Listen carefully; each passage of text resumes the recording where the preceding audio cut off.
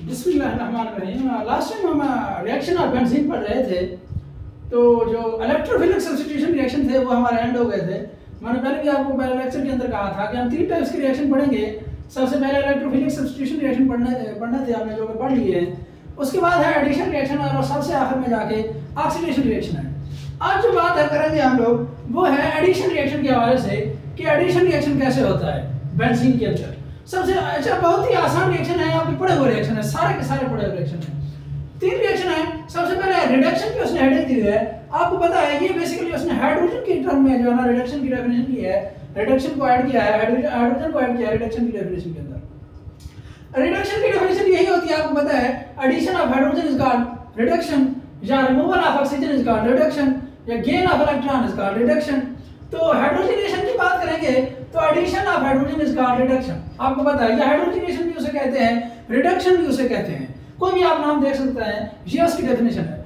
उसके बाद इसकी कंडीशंस होती हैं, मैंने पहले भी आपको कहा है ये कंडीशंस आपको रटा लगानी पड़ेगी, ये मेरे पास की बात नहीं है।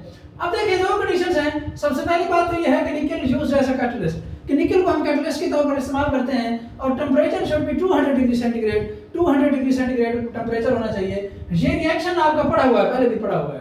अब देखें अच्छा निकल की जगह पे मैंने पहले भी बताया था आपको पलाडियम और प्लाटिनम भी इस्तेमाल कर सकते हैं, बट वो क्या होते हैं वेरी एक्सपेंसिव होते हैं, जिसकी वजह से हम क्या करते हैं निकल कैटलिस्ट का इस्तेमाल करते हैं।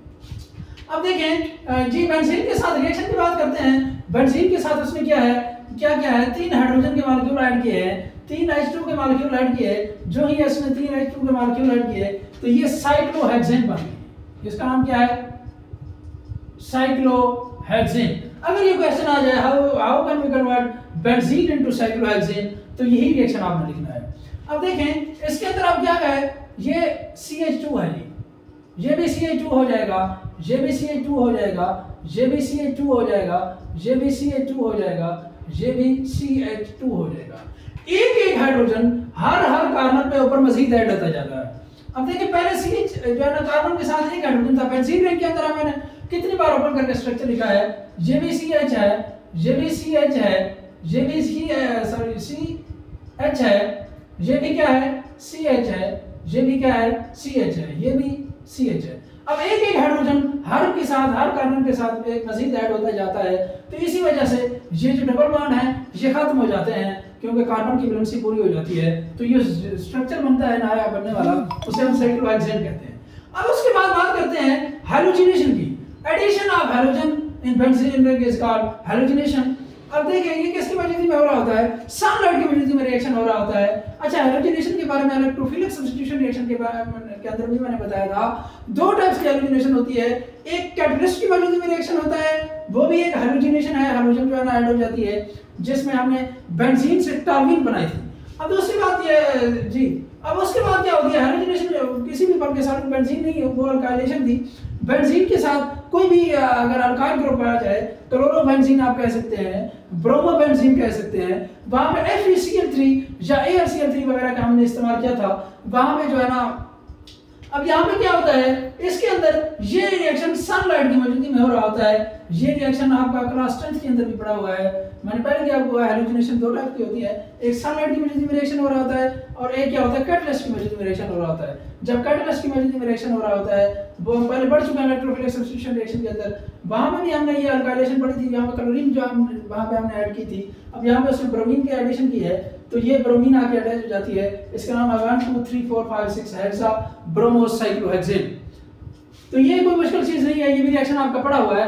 और जी उसके बाद कंबशन की जब हम बात करते हैं, कंबशन की 2 कंडीशंस होती है, मैंने पहले भी आपको ये पढ़ाया हुआ रिएक्शन कि सबसे पहली बात तो ये है कि वहां पे ऑक्सीजन होना लाजमी है, प्रेजेंस ऑफ एयर जिसे कहते हैं, ऑक्सीजन होना मस्ट है। अगर ऑक्सीजन नहीं होगी बेशक जितना मर्जी उसको स्पार्क करते रहें वहां पे आग नहीं लगेगी। दूसरी बात यह है स्पार्किंग का होना मस्ट है, जब तक आप उसको फ्लेम नहीं देंगे तो उस वक्त तक जो है ना वो जो है ना कोई भी हाइड्रोकार्बन और कोई भी चीज़ है वो उस वक्त तक उसकी कंबशन नहीं होगी, उस वक्त तक वो जलेगी नहीं।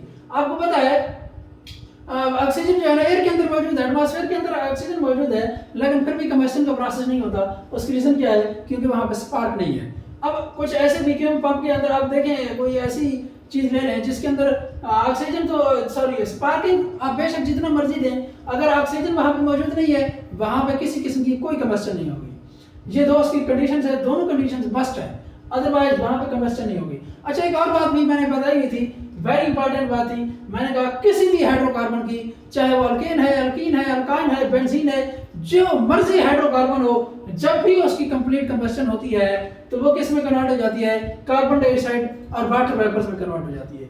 जहां पे वो शार्प क्वेश्चन पूछ चुका है, व्हाट हैपेंस, क्वेश्चन लिखने शाबाश, what happens when benzene is burnt in excess amount of oxygen O2. What happens when benzene is burnt in excess amount of oxygen?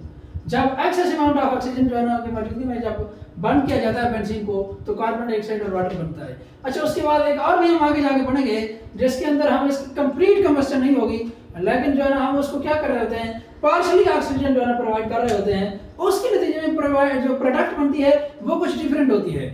जब लिमिटेड सप्लाई ऑफ ऑक्सीजन हम दे रहे होते हैं हाइड्रोकार्बन को तो वो प्रोडक्ट मुख्तलिफ होती है।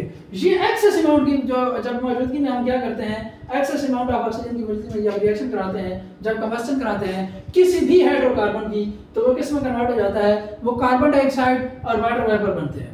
तो ये तो था आज जो है ना एडिशन रिएक्शन हमने पढ़े हैं। आगे हम इंशाल्लाह ऑक्सीडेशन रिएक्शन पढ़ेंगे। आज के लिए इतना ही, कल इंशाल्लाह।